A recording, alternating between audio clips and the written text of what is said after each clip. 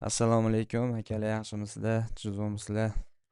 Yaxshi damlar olyapsizlarmi? Boshlangan hafta hammaga omadli, barakali kelsin.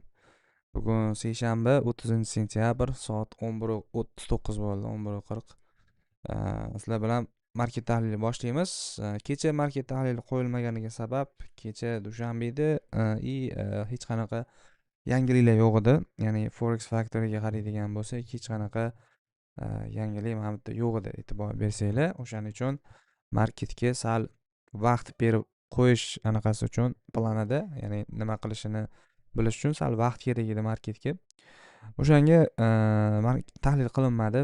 Bugun mana boshlaymiz. Ko'rib turganinglar, bu dollar ochamiz hozir. Mana dollarni oylik time frame'dagi holati.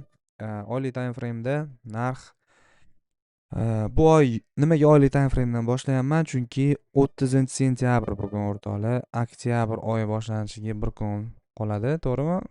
Ertagami? Nechadan qaytadi o'zi bu?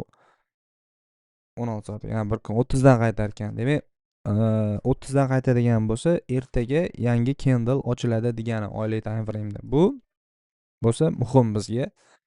Chunki o'sha ochiladigan candle yo'nalishini biz bilib olishimiz kerak, qaysi tarafga yurish kerak degan savolga javob berishimiz kerak. Xo'p, o'rinda ko'rinadigan narsamiz o'rtoqlar, oylik time frame'da dollarda bundoq yaqinlashtirib qaraydigan bo'lsak, o'tgan oylarda narx nima qildi, oxirgi 3 oy ichida nima qildi degan savolga yaxshilab javob bera olishimiz kerak. Demak, birinchi o'rinda mana bu sentyabr oyidagi holat ko'rib turibsizlar. Sentyabr oyida narx avgust oyidagi minimum sell side'ini yechdi va undan oldingi iyul oyidagi minimum sell side'larini yechdi. Yana bundoq qilib qaraydigan bo'lsak, to'g'rimi? Demak, 2 oy mobaynida hosil bo'lgan minimum zonalar sell side'lar yechildi va mana bu sentyabrga e'tibor bersak, sentyabr oyini candle'i narx mana bu avgust oyini minimumidan tepada yopilyapti, ya'ni tanasining ichida yopilyapti. Bu e'tibor bersanglar, men anchadan beri CRT o'rganib kelyapman. CRT yoqib qolgan oxirgi payt. CRT ishlatib kelyapman, CRT ni o'rganib kelyapman. O'shaning uchun hozir CRT bo'yicha CRT ni qo'shib, o'zimizni analizimiz, doim qiladigan analizimiz bo'yicha ham anaqa qilamiz, ya'ni analiz qilamiz. Demak, CRT bo'yicha qaraydigan bo'lsak, mana bu candle'imiz range. Mana bu nima deydi? Avgust oyini candle'ini range deb oladigan bo'lsak, maksimumi, minimumi. Aytgancha CRT bo'yicha darslik bugun chiqadi o'rtoqlar. Bugun kechki payt xudo xolasa CRT ni darsligini mana shu joyda, mana shu kanalda ko'rsanglar bo'ladi. Xudo xolasa foydali bo'ladi degan umiddaman.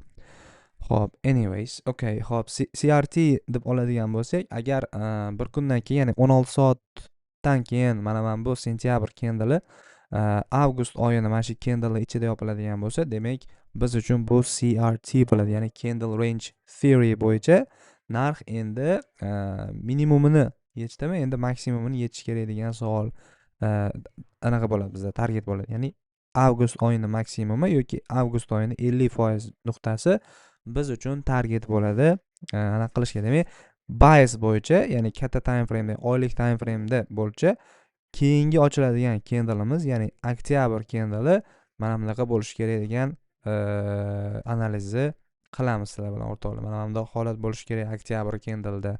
Ya'ni mana bu sentyabrni minimum nuqtasi bu protected low, ya'ni qo'riqlangan yoki bo'lmasam high resistance liquidity deb olsa ham bo'ladi. Ya'ni bu degani qarshiligi katta bo'lgan minimum nuqta. Nimaga? Chunki u o'zidan oldingi minimumlarni yechdi. Sweep qilgan hisobiga shunaqa deb olamiz. Sentyabr nuqtasi demak eng protected low hozircha. Endi bizning targetimiz, asosiy targetimiz avgustda maksimum nuqtasi bo'ladi. Bu oylik time frame'da, okay? Xo'p, endi e'tibor bersanglar, kunlik time frame yoki haftalikka o'taylik. Mayli, haftalik time frame'ga qaraydigan bo'lsak, haftalik time frame'da o'tgan hafta nima bo'lgandi esinglarda bo'lsa, mana bu imbalans zonamiz bor bizda. Narx mana ko'rib turibsizlar, sweep qilgan va o'tgan hafta mana bu imbalans zonadan yaxshi reaksiya olgan narx. To'g'rimi? Va bu hafta nima bo'lyapti? Bu hafta hafta kunini esinglarda qolishi kerak. Ya'ni biz hozir seshanbadamiz va Forex Factory'ga e'tibor berib qaraydigan bo'lsak, hafta kunlari, ya'ni chorshanbada ADP non-farm employment change bor ekan, ya'ni non-farm bor. Payshanba kuni menimcha non-farm asosiysi, to'g'rimi? Payshanba kuni soat 17:30 da asosiy yangiliklarimiz bor. keyin payshanba kuni emas, uzr, juma kuni ekan. Juma kuni asosiy yangiliklarimiz bor. Demak, mana shuni hisobga oladigan bo'lsak, biz iloji boricha seshanba, chorshanba, payshanba kunlari akkumulyatsiya ko'rishimiz kerak. Ya'ni seshanba, chorshanba kunlari akkumulyatsiya ko'rib, payshanba kuni manipulyatsiya ko'rib, keyin dushanba kuni distribution ko'rsak bo'ladi degan anada turibman hozircha. Ya'ni bu degani narx hozir o'tgan haftaga o'xshab mana bu imbalans zonaga kelish ehtimoli bor. Ya'ni imbalans zonaga tushib, undan keyin tepaga qarab ketish kerak. Ya'ni uzun tayoqcha hosil qilib, keyin tepaga qarab mana bunaqa tayoqcha hosil qilib, keyin tepaga qarab buy side'larni yechgani chiqib ketish ehtimoli bor. Men uchun hozircha shunaqa turibdi. O'shaning uchun shu anaqada, ya'ni yo'nalishda endi kunlik time frame tushamiz. Hozir moment. Kunlik time frame ga qaraydigan bo'lsak, nimani ko'rishimiz mumkin? Kunlik time frame da e'tibor bersanglar, mana bu imbalans zonamiz anchadan beri narxi podeshga qilib kelayotgan imbalans zona, to'g'rimi? Va bu imbalans zona narxga yetarlicha qarshilik qilyapti. Hozircha ko'rib turganingizdek, to'g'rimi? Narxga qarshilik qilyapti va bizda mana bu joyda dollarda imbalans zona bor. Ya'ni bu imbalans zonamiz endi kuchli imbalans zona bo'ladi. Nimaga? Bu katta time frame'dagi yo'nalish bo'yicha yurayotgan imbalans zona bo'ladi. Ya'ni haftalik time frame'dagi va oylik time frame'da bullish bo'lganimiz uchun, ya'ni o'sish trendda bo'lganimiz uchun endi dollarda mana shu imbalans zonani ushlab qolishini kutamiz. Narx shu imbalans zonada yaxshi reaksiya olishini kutamiz. Bu degani 100% mana shu imbalans zona ushlab qoladi narxi degani emas o'rtoqlar. Bizga tasdiq kerak. Ya'ni kunlik time frame'da ham qanaqadir tasdiq bo'lish kerak bizga. CRT bo'yicha analiz qiladigan bo'lsak, yana CRT bo'yicha oladigan bo'lsak, mana bu kunni maksimumi va minimumi bizga range bo'ladi. Ya'ni narx mana shu o'tgan hafta payshanba kuni, ya'ni 25-sentyabr kuni hosil bo'lgan kunlik time frame'dagi candle ichida turibdi hali ham narx, to'g'rimi? Bu bizga CRT bo'la oladi. Nimaga? Chunki narx hali ham o'shaning ichida. Agar hozir men bu imbalans zonaga kelaman deb narx pastga tushsa, shu payshanba kunlik minimumni yechadi narx, to'g'rimi? Undan keyin tepaga qarab ketish ehtimoli bo'ladi. O'shaning uchun buni yaxshilab kuzatishimiz kerak bo'ladi o'rtoqlar. Bundoq qo'yamiz. Okay. Xo'p. Mana buni bundoq qilamiz. 4 soatlikka tushadigan bo'lsak, 4 soatlik time frame'da qanaqa holat? 4 soatlik time frame'ga ko'rib tursak, mana qaranglar. 4 soatlik time frame'da haligi kunlik time frame bilan bir xil zonada yotgan, bizda esinglarda bo'lsa, o'tgan hafta mana shu imbalans zona haqida gaplashuvdik. To'g'rimi? Shu imbalans zonaga narx keladi qachondir. Podeshga qilib berish kerak narxi deb gaplashuvdik sizlar bilan. Ko'rasizlar, mana shu imbalans zonadan narx reaksiya oladi. Ya'ni narx hozir haligi kunlik time frame'dagi mana bu CRT'larimiz, to'g'rimi? Ya'ni range ichidamiz. Mana shu range pastini yechgani tushganida, undan keyin bundoq qilib berish kerak. Ideal bo'lish uchun, to'g'rimi? Demak, mana sell side yechgandan keyin narx buyga ketadi deb olyapmiz hozircha. 1 soatlik time frame'ga o'tib qaraydigan bo'lsak, 1 soatlik time frame'da ko'rishimiz mumkin, market maker sell modeli bilan narx tushib kelyapti pastga. Market maker buy modeliga o'zgarishini kutamiz va bizga nima kerak bo'ladi? Tasdiq uchun continuation purge degan narsa bor, esinglarda bo'lsa.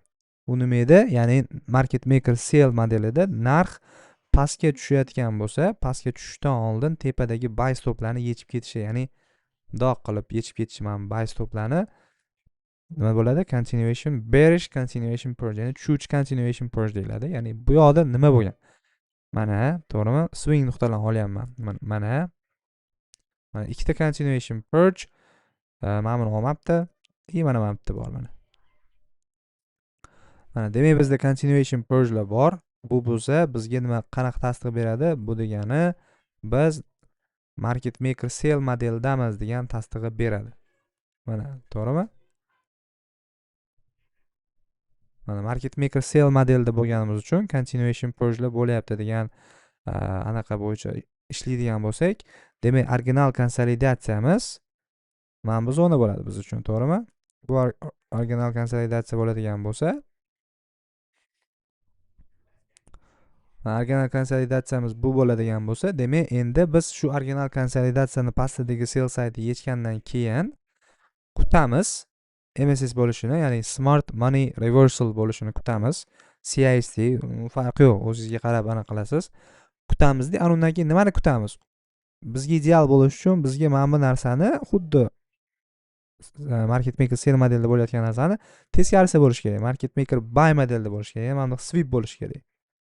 Chiqib, pastga tushib, mana buni yoki mana buni sweep qilib, ana qilib tepaga qarab ketish kerak. To'g'rimi? Ana o'shanda bizga tasdiq bo'ladi. Market maker buy modeli boshlangan deb tasdiq biz olsak bo'ladi o'zimizga. Xo'p, endi EuroUSD ga qaraymiz o'rtoqlar. EuroUSD ga forex.com. Okay, xo'p. Oylikdan boshlayman buni ham. E'tibor beradigan bo'lsak, EuroUSD da oylik time frame'dagi dollar bilan bir xil, chunki bilasizlar, qarama-qarshi yuradi. To'g'rimi?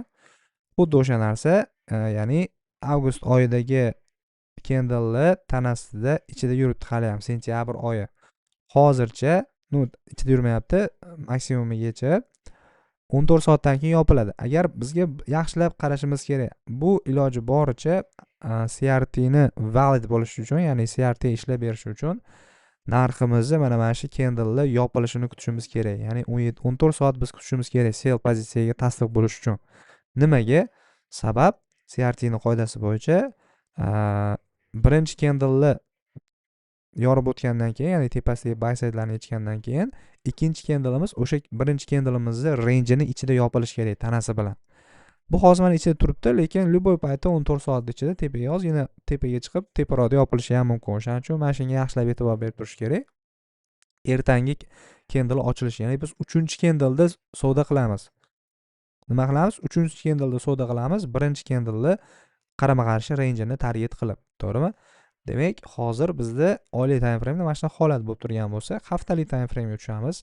Biz endi dollarda ko'rayotgan narsamizga ishonib qilamiz buni. Nimaga? Chunki haftalik time frame'dan e'tibor bersanglar, o'rtoqlar, mana bu haftani candle'ga e'tibor beringlar. Mana bu candle minimum bilan maksimumga qaraydigan bo'lsak, narx maksimumidagi sell saytni yechgandan keyin hech qaysisi tanasi bilan yopilgani yo'q. Hammasi ichkarida yopilyapti, to'g'rimi? Demak, bu degani bu ham CRT bo'la oladi, ya'ni candle range theory ga tusha oladi. Nimaga? Sabab narx tanasi bilan tepada yopilmadi, ichida yopildi. Va mana bu hafta sizlar bilan ochilgan, mana ko'rayotgan ochilgan candle'imiz nima bo'lyapti? Bu pastda tayochasi yo'q, tepaga o'syapti. Nimaga o'syapti? Tepaga o'syapti. Mana bu tayochani hosil qilish uchun. Chunki undan oldingi haftalarning ham tayochalari uzun edi, to'g'rimi? Wiklari uzun edi. O'shani hosil qilish uchun narx o'syapti tepaga qarab. Ya'ni manipulyatsiya qilyapti deb olsak bo'ladi. Juda swing deb olsak bo'ladi, to'g'rimi?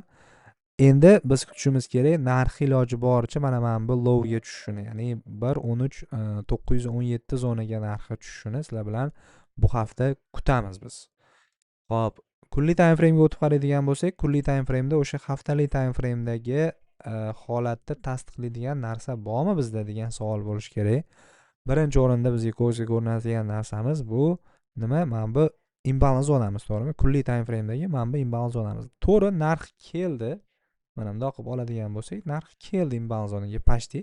Lekin bu degani bo'ldi, narx mana shundan pastga qarab ketish kerak degani emas. Mana bu bugungi kunni, seshanba kunni maksimumi yana ham chuqurroq imbalans zonaga kelish mumkin. Ya'ni nimaga? Mana bu dushanba kunni maksimumini yechib, buzib o'tib, to'g'rimi? Bundoq buzib, ana undan keyin pastga qarab ketishi mumkin. Hali ham. O'shaning uchun yaxshilab e'tibor berishimiz kerak. Bizga hali sellga tasdiq bo'lgani yo'q. Misol uchun meni o'zimga hali sell pozitsiya ochishga tasdiq bo'lmadi. Nimaga? Chunki oylik time frame da sell pozitsiya ochish uchun menga nima kerak edi? Oktyabr oyini candle ochilishi kerak. Ya'ni sentyabr oyi, avgust oyini range'ini ichida yopilishi kerak tanasi bilan. Hali tasdiq bo'lgani yo'q. O'shaning uchun men hozir sell kutmayapman. Kutayotgan narsam iloji boricha o'sha ma'mur, misol uchun mana buni buy side'ini yechish mumkin, to'g'rimi? Bunday bo'lib. Undan keyin chorshanba kunga ochiladigan candle'imiz bundoq keyin bundoq bo'lishi mumkin, to'g'rimi? Pastga qarab tushib berishi mumkin. Hozir manipulyatsiya bo'lyapti deb olyapman-da. Manipulyatsiya ko'rishim kerak deb olyapman. Ya'ni bugungi mana seshanba candle manipulyatsiya qilib tepaga, to'g'rimi? Undan keyin pastga qarab ketishi anaqasini ko'ryapman hozircha. Demak, mana o'chirib qo'yinglar, adashtirmasin. 4 soatlik time frame uchamiz endi o'rtoqlar. 4 soatlik time frame ga qaraydigan bo'lsak, bizda hozirgi manipulyatsiya bo'lyapti degan anoni поддержка qiladigan bor. Price action bor. Nimaga? Chunki sabab bizga e'tibor bersanglar, mana bu joyda imbalans zonamiz bor yoki bo'lmasa mana bu eski imbalans zonamiz bor, to'g'rimi? Mana bu imbalans zona narxi ushlab turibdi hozircha. Mana narx ushlab turibdi va hech qachon bilasizlar konsolidatsiyadan narx anaqa qilmaydi. Trend o'zgartirmaydi, to'g'rimi? Mana buni ichida bo'layotgan holat, mana bu joyda bo'layotgan holat bu konsolidatsiya deb olamiz. Kichkina time frame konsolidatsiya deb ko'rinadi. Konsolidatsiyadan hech qachon narx trend o'zgarmaydi. Birinchi sweep bo'ladi. Ana undan keyin o'zgaradi trend, to'g'rimi? Va hozir mana shu narsani ko'ryapmiz. Balki SMT bo'lib ketar pastga qarab, lekin iloji boricha ideal. Mana bu to'g'ri, mana bitta buy side yechildi, mana kichkinagina sweep qildi. Lekin bu sweep men uchun yetarli emas. Ko'rishimiz kerak, yana ozgina tepaga chiqib, ana undan keyin pastga tushishini ko'rishimiz kerak, to'g'rimi? Iloji boricha ideal setup berish uchun. Xo'p, 1 soatlik time frame uchamiz. 1 soatlik time frame da nima bo'lyapti? 1 soatlik time frame da ham mana ko'rib turibsizlar, narx market maker buy model bilan narx tepaga qarab chiqib ketyapti. Buni anaqa bo'lmaydi, отказ bo'lmaydi, to'g'rimi? Mana market maker buy model bilan continuation purge bo'lyapti, ya'ni mana bitta mana e'tibor bersanglar, mana bu swing nuqtamizni, mana bu sell side'ini sweep qilyapti. Yana swing nuqta, mana bitta swing nuqta bormi? Mana bu swing nuqtamizni mana bu sweep qilyapti, to'g'rimi? Nimaga swing nuqta deb olyapman bularni? Chunki o'zidan chap tarafda va o'ng tarafda teparoqda bo'lgan nuqta bor. O'sha swing nuqta bo'ladi. Qoidasi bo'yicha, to'g'rimi? Mana swing nuqtamizni, mana bu sell stoplarni yechyapti. Bu degani turtle soup deb olsangiz ham bo'ladi buni, yoki bo'lmasa continuation purge deb olsangiz ham bo'ladi. Demak, o'z-o'zidan bizda tasdiq bor, market maker buy modeli hali ham davom etayotganiga. To'g'rimi? Market maker buy modeli hali ham davom etyapti, narx hali ham mana sell side'larni yechib ketyapti. Okay? Xo'p, endi bizda tasdiq bo'lish uchun nima bo'lish kerak? Bizda tasdiq bo'lish uchun birinchi o'rinda smart money reversal bo'lish kerak, ya'ni trend o'zgarishi kerak. Hozir bullishmiz. Order flow ga e'tibor beradigan bo'lsangiz, order flow hozir juda ham bullish. To'g'rimi? Bullish nimaga? Mana bu eng oxirgi sell side yechgandan keyin narx tepaga qarab yurib, mana buni CIST qilyapti. Tanasi bilan tepada yopilyapti. Bu degani bu o'z-o'zidan bullish bo'ladi hali ham. Endi bizdagi target mana bu buy side bo'ladi hozircha. To'g'rimi? Demak, mana shuni target qilib oladigan bo'lsak, hozirgi holatda 15 minutlik time frame ga tushib qaraydigan bo'lsak, 15 minutlikda nima bo'lyapti? 15 minutlikda narxga e'tibor bersak, mana London Killzone boshlanishi bilan narx sal tepaga yurib, endi ozgina korreksiya qilyapti. Nimaga korreksiya qilyapti? Chunki 1 soatlik time frame da tashqi liquidity yechilib bo'lgan. Ya'ni mana bu tashqi liquid zonamiz bo'ladi, mana bu, to'g'rimi? Tashqi liquid zona tanasi bilan tepada yopildi. Endi korreksiya bo'lish kerak ichki liquid zonalarga. Ichki liquid zonalar bizda mana bu imbalans zona deb olsak bo'ladi. Mana bu imbalans zona yoki bo'lmasa mana bu imbalans zona deb olsak bo'ladi. To'g'rimi? Shu ikkita imbalans zona bo'ladigan bo'lsa bizda hozir nima qilamiz? Okay. Mana ikkita imbalans zona bo'ladigan bo'lsa, 15 minutlik time frame ga tushib qaraydigan bo'lsak, o'sha 1 soatlik time frame dagi imbalans zonalarimiz turibdi. Demak, biz nima qilsak bo'ladi? 5 minutlik time frame uchamizmi, yo'q o'zimiz ishlaydigan time frame ga tushib kutamiz narxi mana shu joylarga kelishini. Mana shu joylarga kelganida qanaqa reaksiya oladi, ko'ramiz o'sha narsani. To'g'rimi?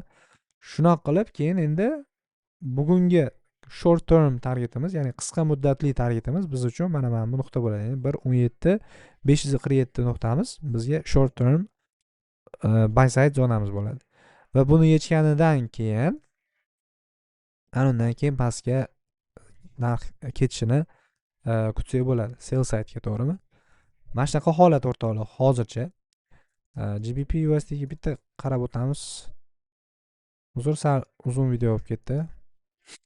GBP USD ga qaraydigan bo'lsak, kunlik time frame dan qaraymiz, bo'ldi. Oylikka ham qaraylik, mayli. Xo'p, oylik time frame da mana bu joyga e'tibor bersanglar, mana bundoq qilib qaraydigan bo'lsak, mana demak, hozirgi Euro USD bilan bir xil holat. nimaga mana bu sentyabr oyi 14 soatdan keyin mana bu yopiladi, to'g'rimi? Agar yopiladigan bo'lsa, biz pastga mana bu imbalans zonalarga hali narx kelmagan edi, to'g'rimi? Mana shu imbalans zonaga narx kelishini kutsak bo'ladi. Lekin umuman olib qaraganimizda o'rtoqlar, biz nimamiz? Biz bo'lishmiz. Nimaga bo'lishmiz? O'tgan safar menimcha tushuntirib berdim. Buy saytimiz bor, tepada sell saytimiz narx yechgan, to'g'rimi? Narx endi tepaga qarab ketishi kerak. Lekin tepaga ketishdan oldin mana bu yerda qanaqadir o'yin qilib, keyin tepaga ketishi mumkin. Nimaga? Chunki biz hozir oylik time frame da ham o'rtoqlar market maker buy modelidamiz, to'g'rimi? Market maker buy modelida bo'lganimiz uchun biz continuation purge'larni ko'rishimiz kerak. Ya'ni birinchi purge'imiz mana bu yerda turtle soup deb olsak bo'ladi yoki purge deb olsak bo'ladi. Mana sweep qilgan tepaga ketishdan oldin. Endi mana bu hozircha mana bu swing nuqta deb oladigan bo'lsak, buni ham sweep qilib, nimaga swing nuqta deb olamiz buni? Sababi o'zidan chap tarafda mana bu sentyabr minimumi, o'ng tarafda mana bu iyulni minimumi teparoqda turibdi. O'shaning uchun mana bu swing nuqta bo'la oladi, sentyabr minimumi. O'shaning uchun mana shu tagida sell side bor deb swing nuqta olib, buni sweep qilib, ana undan keyin tepaga qarab ketadi deb olsak bo'ladi. To'g'rimi? Mana shunaqa holat bo'lgani uchun anaqa qilyapmiz. To'g'ri, katta time frame da buy side nima deydi, bullish bo'lganimiz bilan ham, lekin mana bu sell side'larni target qilayotganimiz sababi mana shu. Haftalik time frame ga qaraydigan bo'lsak, haftalik time frame da ham xuddi juda ham e'tibor bersak, mana bu yerda mana shu tashaveramiz. Continuation purge bor o'tgan hafta, yo'qni qilmas ekan. Haftalik time frame juda ham berishmiz. Ya'ni narx buy side yechdi va keyingi zonalarimiz mana bu yoki mana bu. Juda ham berish order flowda, to'g'rimi? Hop, endi kunlik time frame ga qaraydigan bo'lsak, kunlik time frame da mana bu yerda buy side bor. To'g'rimi? Buy side bor. Mana bu yerdagi sub qildi deb o'yladim o'tgan hafta, lekin oylik time frame dagi CRT ni ko'rganimdan keyin buni endi o'chiramiz. Mana bularni ham. Xo'p, bundoq qilib qaraydigan bo'lsak, kunlik time frame ga mana. Kunlik time frame da qanaqa holat bo'lyapti? MSS va imbalans zonamiz bor mana bu yerda. Narx mana bu imbalans zonaga hali chiqmabdi. Mana bundoq qaraydigan bo'lsak, bu imbalans zonaga chiqmabdi va xuddi yevroga o'xshab bizda mana bu candle'imiz bor. Ya'ni o'tgan hafta payshanba kungi candle ichida turibdi hali ham narx bu hafta. To'g'rimi? Shu candle'da reaksiyasi qanaqa bo'ladi? Xuddi yevro USD ga o'xshagan holat bo'lib turibdi o'rtoqlar. 1 soatlikka tushib qaraydigan bo'lsak, 1 soatlikda mana range ichida turganini ko'rishimiz mumkin. Mana. Demak, mana shu range ichida turgani uchun yevro USD bilan bir xil hozircha narx range tashqarisiga chiqib, undan keyin pastga ketishini kutamiz. To'g'rimi? Hozir mana sell stoplarni ko'ryapsizlar. Olinishini. Purge'larni, to'g'rimi? Continuation purge ketyapti tepaga qarab. Menimcha GU da yaxshiroq pozitsiya berish mumkin o'rtoqlar. Chunki 1 soatlik time frame ga qaraydigan bo'lsak, 1 soatlik time frame da narx kun ochilishi bilan mana bu yerda kun ochilgan bo'lsa, narx уже swing anaqa qilib bo'lgan. Ya'ni swing low hosil bo'lgan. Mana bu yerda mana order blokka narx keldi mana, to'g'rimi? Mana buni OB deb oladigan bo'lsak ham, mana bu ochilish nuqta oladigan bo'lsak, ochilish nuqtadan narx pastga уже kelib bo'lgan. 5 minutlikka o'tamiz. Mana shu joydan chiroyli buy setup berish mumkin.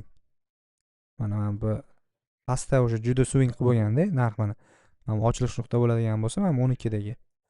Ochilish nuqtadan tepaga chiqib, London kezon boshlanishi bilan juda swing qilib, kunni minimum nuqtasini hosil qilib, o'sha tepaga qarab ketib, endi hozir mana bu order blokda deb olsak bo'ladi. Shuning uchun hozir pozitsiya ochishga ham menimcha qulay vaziyat. Shunaqa gaplar o'rtoqlar, hozircha mana shu tahlil doimgidek sizlarga agar funded prop firma kerak bo'lsa, men hozir ishlayotgan prop firma bu funded next. Bemalol video tagidagi video anaqa silkadan o'tib o'tasanglar bo'ladi, registratsiyadan o'tib shu o'tasanglar bo'ladi. Va bugun xudo xolisa kechga CRT haqida darsga chiqadi. O'tkazib yubormanglar, juda ham foydali bo'ladi. Charchamanglar, sizlar bilan keyingisida ko'rishamiz. Hammaga omad.